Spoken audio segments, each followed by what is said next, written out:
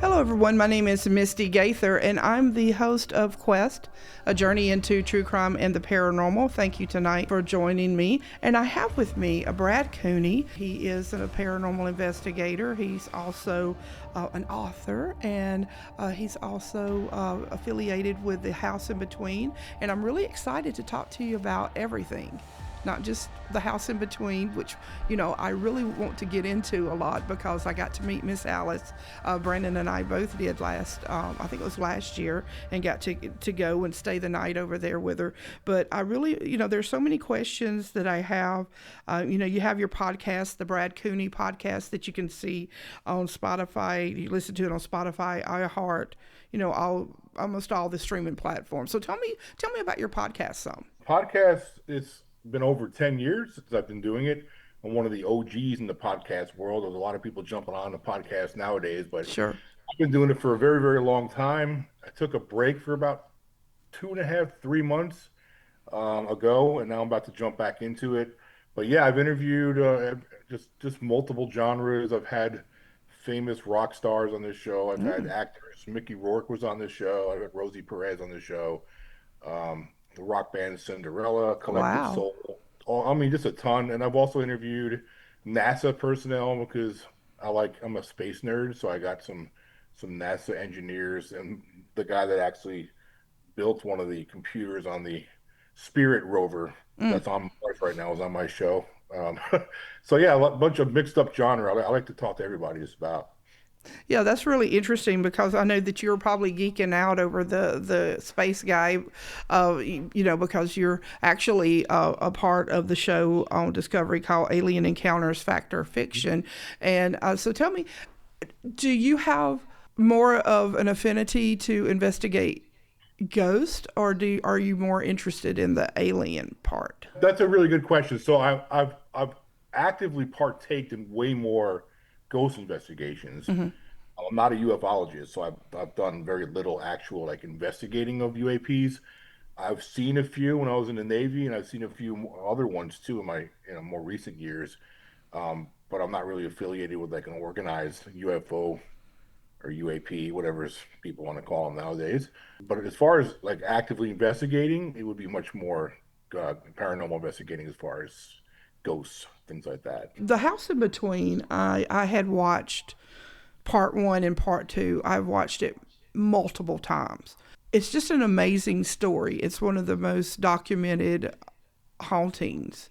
I mean, y'all, how many years? I know it was around 10 or 12 when the movies came out that y'all had. It's been continuously documented. Yeah, well, I've been investigating the house for 9 years, Okay. and John Bullard's been investigating it for 16 years. Wow. So we have a combined 25 years of experience investigating that house. And one of the things that really intrigued Steve Gonzalez, who's the director of our film from Ghost Hunters, he was intrigued by the fact that it's been a case study for that long.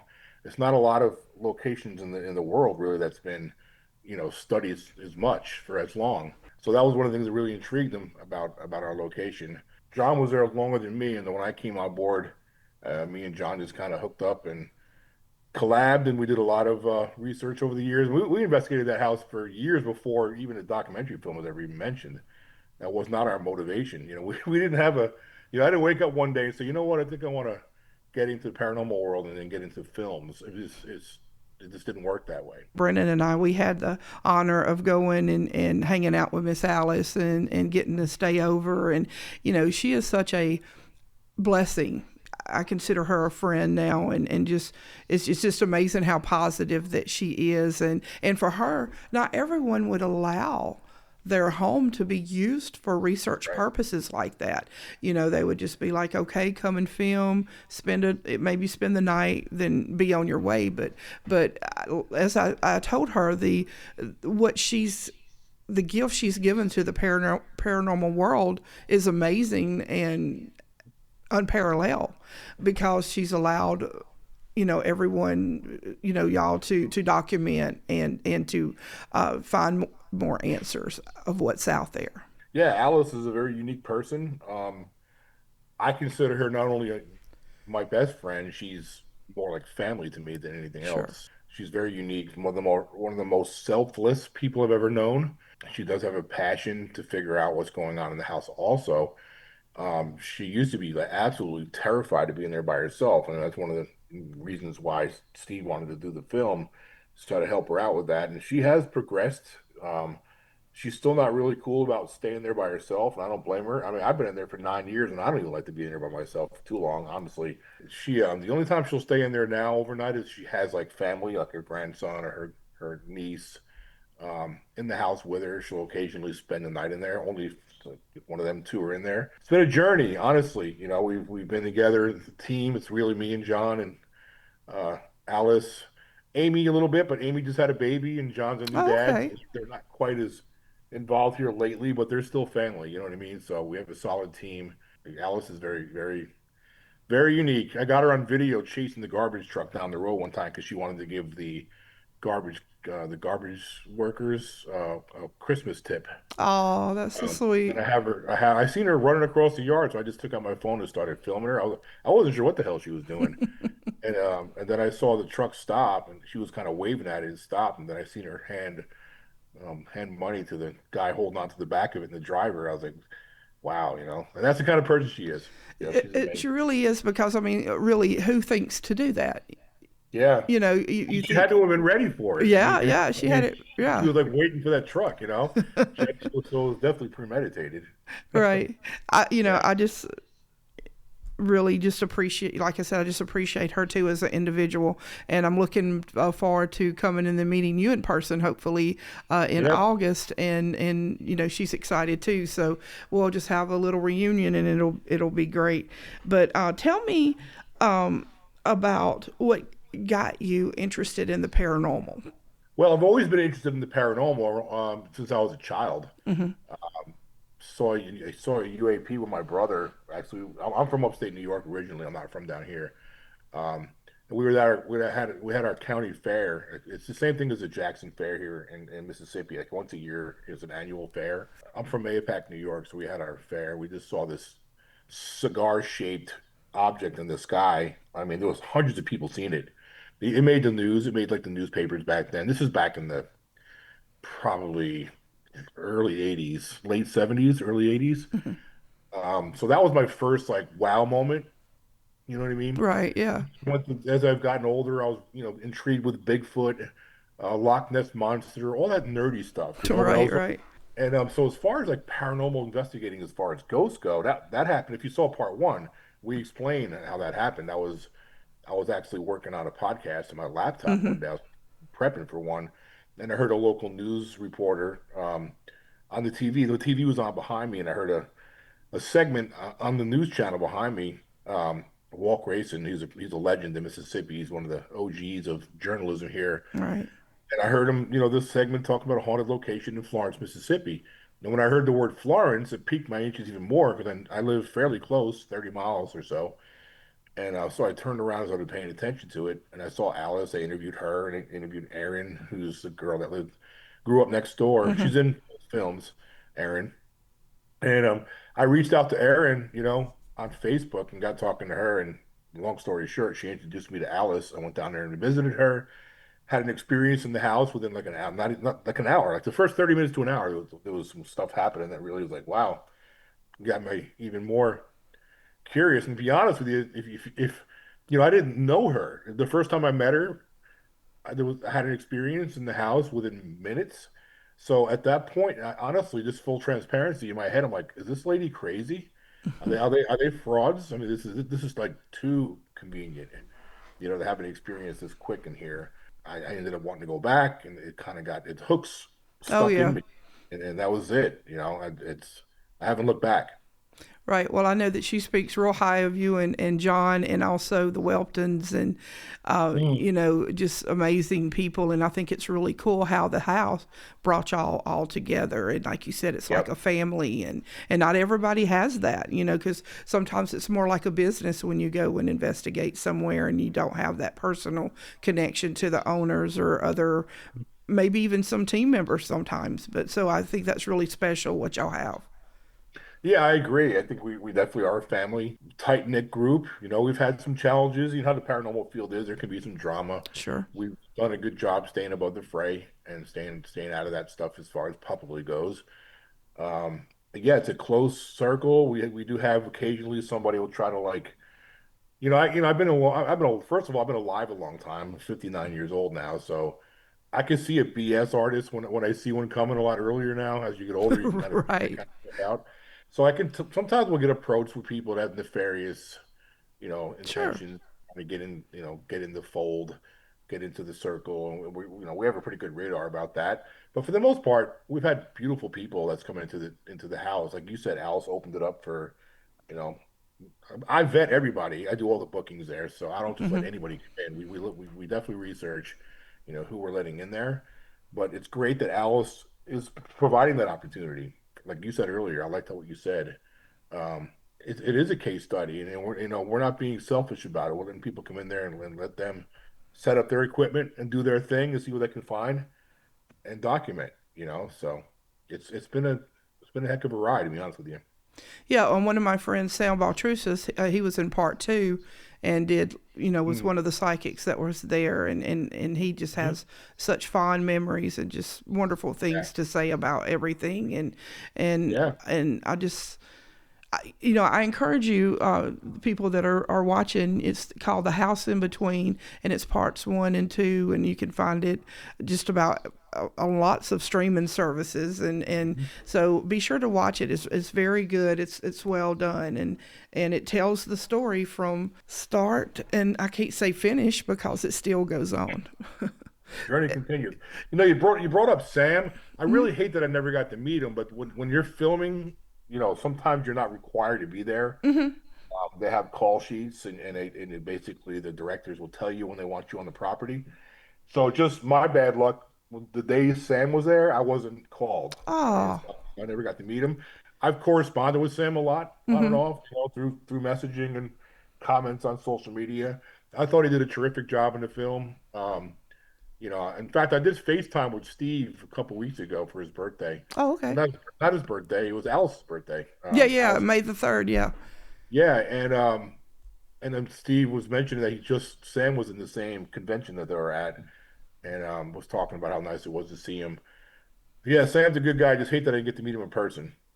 Well, maybe that'll change. Who knows? Oh, I'm sure it will. Yeah. I'm sure it will at Now some let me point. ask you. You're so involved there, and with the house in between. And do you go to other locations and investigate, or you just kind of like, well, I'm doing this a lot, and I'm Yeah, good. that's a great question. I used to a little bit.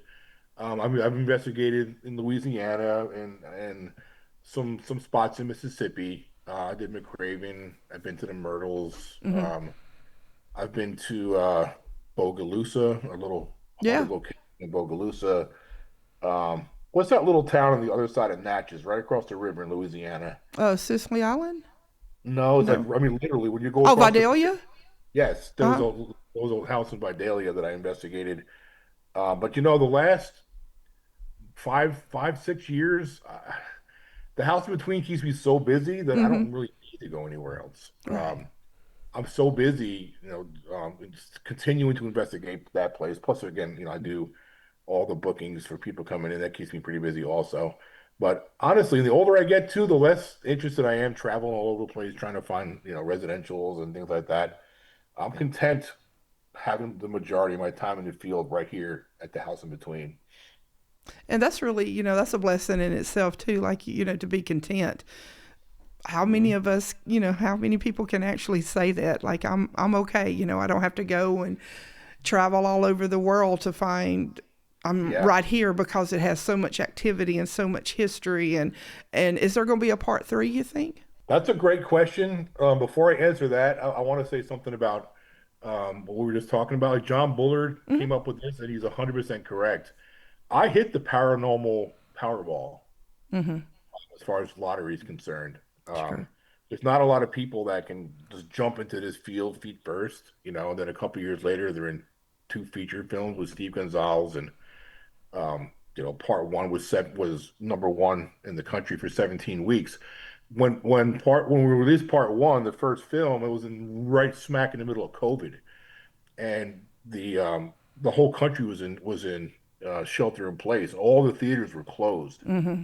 So when we dropped that film, people had a hunger, like somebody, like, especially in the paranormal field, all the fans out there. So when we dropped that film, and of course they see Steve, because Steve's into films too, not just Sure. directing. The film just blew up. I mean, it was nuts. I went from like 500 Facebook friends to 5,000 in like 4 weeks or less. Wow. Isn't that It was amazing? crazy. It was nuts. I got a picture somebody sent me from Kashmir Oh, of them watching the film. It's on this little table, this little like 15-inch TV, and you can see there's like a dirt floor in their little house. hmm. They sent me this, and that was the most surreal moment I had. I was like, "Holy crap!" And these people like Kashmir around the world watching our film. So it's That's crazy. amazing. Yeah. Yeah. So anyway, so what was your other question right after I wanted to say that? Oh, I said, Oh, is part part three, three? Is part there going to three. be a part three? So here's the thing about a part three. We all want to do one. Hmm. We all want to do one, but of course, making a film costs money. Sure. Not especially the bar we set. I mean, we didn't just make a little Mickey Mouse, No, it was amazing. Right. yeah, and we didn't have like a camcorder, Right. The visual. Yeah. and they with Everything. iPhones and stuff like that. I mean, iPhones are nice, don't get me wrong, but you know what I'm saying. Yeah. So it costs a lot of money to make a film, and also like life happens, so people's timelines in their life, they traverse different paths, and it just gets everything's got to line up. All the stars and planets have to line up, and of course the money's got to be there. So the short answer is I don't really know, but I know there's an interest too. There is an interest to do it, but we just don't know at this point if there'll be a part three. Well, I am going to keep my fingers crossed for y'all because I would love for it to be a part three. I think, especially maybe, I don't know what the plans are for part three, but maybe, how that y'all were doing the ground penetrating radar and all that, trying to find the bodies. And I just think We there's did more that part there. two. Part two, I mean, not part three, part two, yes. But I'm just Yeah, saying we that did. I think there's just something about that and about the preacher and the person that y'all were talking about. I don't know, maybe possibly that was responsible, but that really was cool. So yeah, I think there's definitely a part three, maybe a Well, there's more four. story to be told. I mean, we've had like since we wrapped up part two. Hmm. Again, the investigation hasn't stopped. I've been in there, just filing away evidence for 3 years now. It was 2022 is when part two came out. Hmm. So I have a ton. And matter of fact, when you come, I'll show you some videos that we've gotten of activity just from the house cameras catching stuff when Yeah. nobody's even in the house. So we have so much more evidence to share. It just doesn't stop. Right.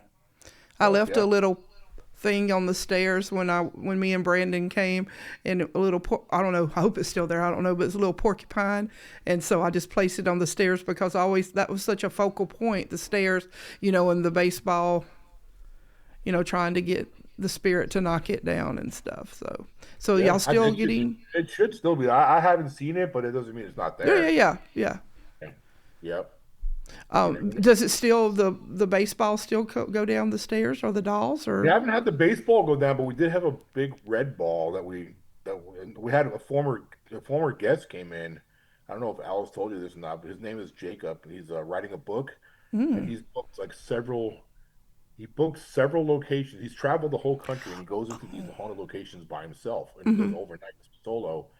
And he booked our location, and so I met him out there, and Alice met him out there. We talked to him for an hour, hour and a half, and then it was time to go. He booked the house for an overnight solo, so we left. And I live. It's a 60-mile round trip mm-hmm. from my house to Alice's house. So when I got home, I didn't even have my shoes off yet, and my phone rang. I answered it, and it's that guy that booked the house, and he's freaking out. Did Alice tell you this story? Oh, I remember her telling me about the guy, that had kept, but I don't remember like the part about when you got home. Yeah, yeah, yeah, yeah. So he was tripping out on the phone. I was like, he was like hyperventilating. He was freaking out, and he told me to look at the video. So I pulled the video, and I mean, he was just sitting on the couch. It looked like he was scrolling on his phone, and the chandelier light, and then this explosion. It sounded like somebody fired a 9 millimeter. in the What? house. And simultaneously, with the sound, which was so loud, the chandelier shut off at the same exact time. So the light went off, and this huge gunshot sound simultaneously happened. And we have it all on video. Everything's captured on video. So when I come, I'll get to maybe see that? Yeah, I'll show it to Okay. you. All We right, show cool. everybody. We show everybody when they come in. Yeah. It's one of our better, more recent activities that we've captured. Well, that's a lot. Because, It's a, you know, like, it, as you it know, is. when you're investigating, sometimes you can stay there for a 24-hour period and not get Yeah, anything. that's a good point. A lot of times, that's the thing. When you have teams coming in or you have people coming in, whether it's just film fans or paranormal investigators, they've seen the two films, so they come in thinking there's definitely going to be paranormal activity. That's just not the reality of things. Right. There's times in that house when we can go a week and a half, and nothing will happen. Hmm. But then there's days where all hell can break loose, in one day. It's a crapshoot. You just don't know the paranormal world. You just don't know. And right, like you said, it's just, you never know. And I think that's why so many people are kind of intrigued and drawn to it, because it's always that chase that you're wanting to find out. You're wanting to, for stuff to happen. And then it's like that high when it happens that you can't get from anything else. Yeah, true. Yeah. Adrenaline gets way up there when stuff starts popping. Oh, yeah. Yeah. So I really appreciate, I know you're really busy, but I do appreciate you coming and being a guest on the show. Everyone, please go and check out the Brad Cooney Podcast, Spotify, iHeart, iTunes, all different kinds of streaming services. Also, let's talk about your book before we Yeah, I go. got a new book coming Yeah. out. Well, I've written one book. I released it in 2005, a long time ago. And that's a boxing book. That's back when I was a journalist for the boxing world. Um, so my new book it's the chronicles of my life, Hmm. which is a really interesting one, to be Okay. honest. It sounds like it. Yeah. And I have we're getting pretty close to finishing the rough cut of the manuscript, and I'm looking at a possible late 25, early 26 release. I'm excited. It's got a part of it's about the paranormal world, of course. Sure. Uh, Part of it's my podcasting world. Part of it's my boxing journalism world. Part of it's my military service in the Navy.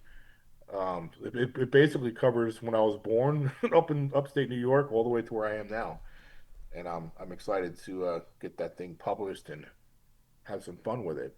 That sounds good. And maybe when you get it together or whatever, you could come and be a guest and help promote your book. That would be cool. Yep, and I do want to shout out Kendall and Vera Welton. Yes. Unbelievable people. Of course, Kendall co-directed with Steve, and Vera did a lot of I think all of the editing for part two, Hmm. producing, and of course Steve Gonzalez. He's one of the most wonderful people you'll know. Steve's a great guy. He's brilliant. Honored to work with him. I want to shout out John Bullard and Amy, and of course Alice Jackson, the whole team. I'm sure I'm going to forget somebody, but I'm blessed. I'm very blessed to be surrounded by really good people in this field and our team. So, and I appreciate you having me on too. Yeah, and I look forward to meeting you in person. I look forward to meeting you too. All right, so everybody, thank you so much. I appreciate you watching. Be sure to hit that subscribe button and subscribe to the show. We drop a new episode every week, every Sunday.